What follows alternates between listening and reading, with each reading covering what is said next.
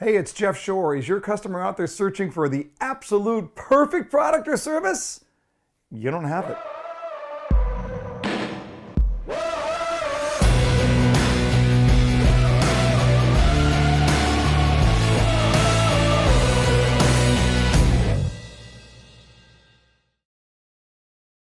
Hey, we're back together talking about handling sales objections and what do we do when our customer brings those objections to us. We talked last time about the idea that objections from a customer are natural, they're normal, and they're really the customer's way of saying, help me, can you help me deal with this issue? We should never be afraid of that. In fact, we should look at it and say, thank you for bringing that up to me. In fact, it's not a bad idea to say that directly to a customer. Thanks for sharing your concerns. I can actually help you more when I know what you don't like than what you do like. But the other thing that we have to look at with objections, and this is what we're going to handle today, is the idea that everybody wants perfect. Okay? Everybody wants the perfect product, everybody wants the perfect solution, and it leads us to a fundamental problem. The perfect does not exist. There is no such thing as perfect. So when the customer comes along, they have their ideal up here. Okay? This is what they really, really want.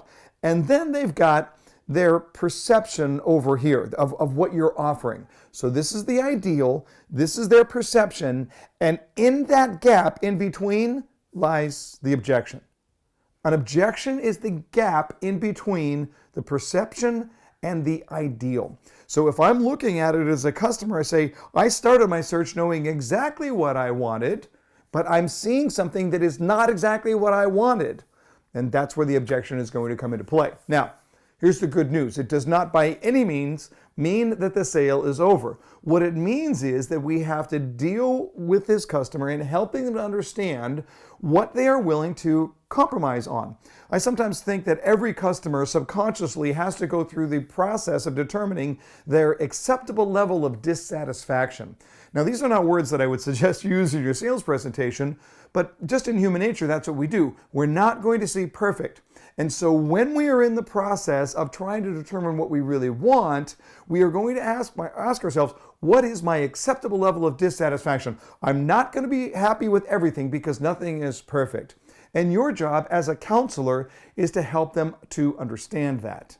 So the idea is this: you're not trying to find the perfect solution. You're trying to find the right solution. You're trying to find the best solution. And I think it's okay to share that with a customer when they bring up an objection that you simply cannot eliminate every objection. This is just the reality of what we know in the sales world. You can't eliminate all your objections.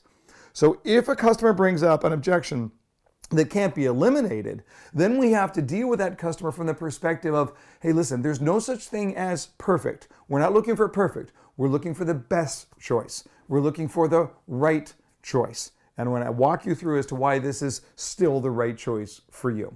So be thinking about it along those lines as you're thinking how you're going to help your customer. If you set the expectation that this is going to be perfect, then we're going to have a problem. We're likely never to get that sale. But if we can look at it and say, what is the best choice? Well, that changes everything. So we're dealing here with the mindset. We're dealing with a mindset when a customer raises the objection in the first place. And now we're dealing with the mindset of what we do to counsel our customer to the right solution for them. Point them to the best solution, to the right solution, not to the perfect solution. That will put you on the track to change their world.